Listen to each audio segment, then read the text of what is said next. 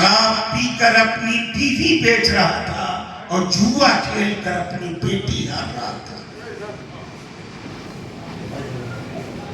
ایسے تاریک دور میں ہمارے پیغمبر تشریف لائے، لوگوں کو عقیدے کا مذاق دیا، لوگوں کو عمل کا مذاق دیا، اور 23 سال تک اللہ کے رسول پورے انسانی سماج کی تعلیم و تربیت فرماتے رہے، اور نتیجہ یہ نکلا نبی کی تعلیم کا کہ رہزن رہبر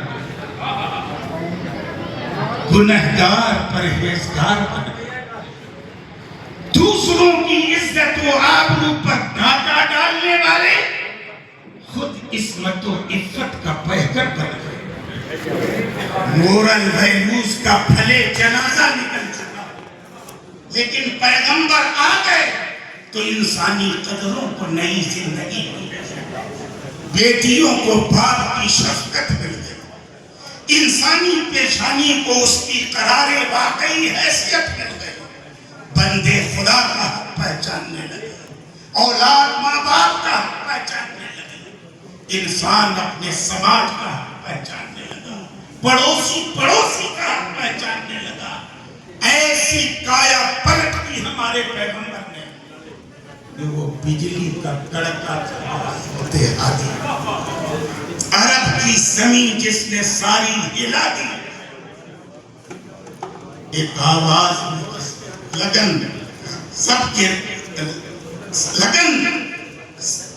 کے دل میں کچھ ایسی لگا دی، ایک آواز میں پوری بستی جگا دی،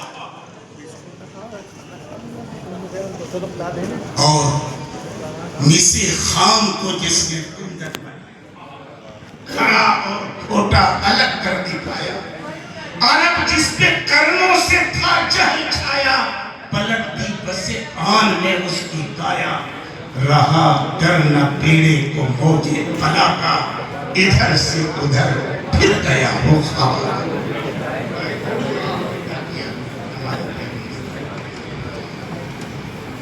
اعلان نبوت کے بعد 23 سال گزرے تھے، ایک تاریخ آئی 9 ذی الحجہ، سال آیا 10ویں ہجری کا، اللہ کے مقدس رسول فریضہ حج کی ادائیگی کے لیے عرفات کے میدان میں فروکش ہوئے۔ 1,24,000 جانثاروں کا ٹھاٹھے مارتا ہوا سمندر سامنے تھا، اور اللہ کے رسول نے اپنی ظاہری زندگی کی ایسی تفصیلی تقریر کی، تاریخ میں جسے خطبہ حجۃ الوداع کے نام سے ریکارڈ کیا ہے، جو پوری کوئی تقریر نہیں بلکہ انسانی زندگی کا دستور ہے، بندگی کا۔ اور جب ہمارے پیغمبر قصوہ نامی اونٹنی پر کھڑے ہو کر تقریر کرنے کے بعد نیچے تشریف لائے، تو اسی وقت سدرۃ المنتہا سے جبرائیل امین کیا، اور یہ آیت اتری، اليوم اکملت لکم دینکم واتممت علیکم نعمتی ورضیت لکم الاسلام دینا۔ اے میرے محبوب، آج ہم نے تمہارا دین مکمل کر دیا، اپنی نعمتیں تم پر تمام کر دی، اور دین اسلام کو تمہارے لیے چن لیا۔ سارے انبیاء اسی لیے دنیا میں آئے تھے کہ اللہ کا جو دین ہے اس دین کو تکمیل کی منزل تک پہنچا دے، مگر خدا نے اور کسی نبی کے ہاتھ پر اپنے دین کو مکمل نہیں کیا، اپنے محبوب کے ہاتھ پر اپنے محبوب کے ہاتھ پر دین کو مکمل کیا۔ دین جب مکمل ہو گیا تو انبیاء تو آتے ہی تھے دین کی تکمیل۔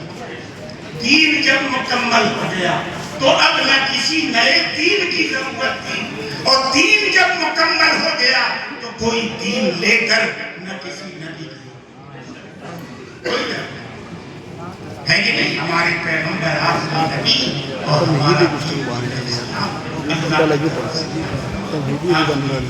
کس دین کے بعد کسی دین کی ضرورت نہیں اور ہمارے کسی نبی کی ضرورت نہیں. اور اسی لیے اللہ نے پیش کی اعلان فرما دیا ما کان محمد نبا احد من رجالکم ولکن رسول اللہ و خاتم النبیین. محمد رسول اللہ صلی اللہ علیہ وسلم تم میں سے کسی مرد کے بات نہیں ہے لیکن وہ تو اللہ کے رسول ہیں اور سارے نبیوں میں سب سے آخری. ان کے بعد کوئی نبی نہیں آ سکتا.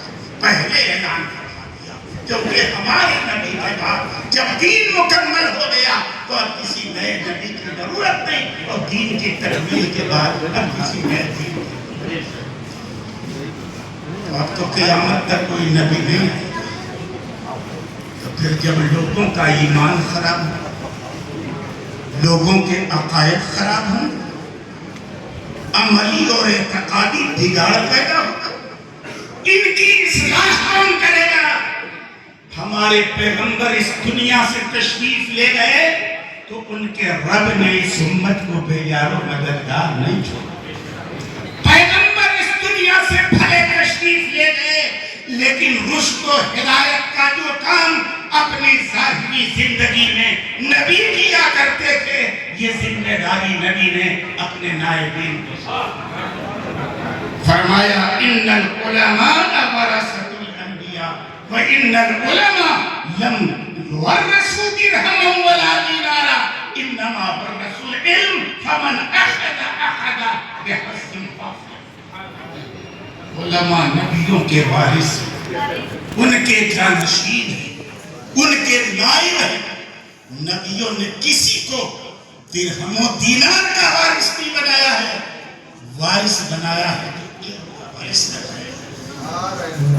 دنیا کی وراثت میں اور نبوی وراثت میں بہت بڑا فرق ہے کہ اپنے مورث کی وراثت سے جو حصہ ہمیں ملتا ہے ہم اس کے مالک بن جاتے ہیں. جی چاہیں اپنے پاس رکھیں جی چاہیں اس کو بدل دیں جی چاہیں اس کو بیچ دیں. مگر نبی کی جو علمی وراثت علماء کو ملتی ہے کہ اس کے مالک نہیں ہوتے امین ہوتے ہیں. علماء کی ذمہ داری ہے کہ جو علم نبی سے ملا ہے اسے چوں کا توں اپنی آگے کی نسلوں کی طرف منتقل کرے.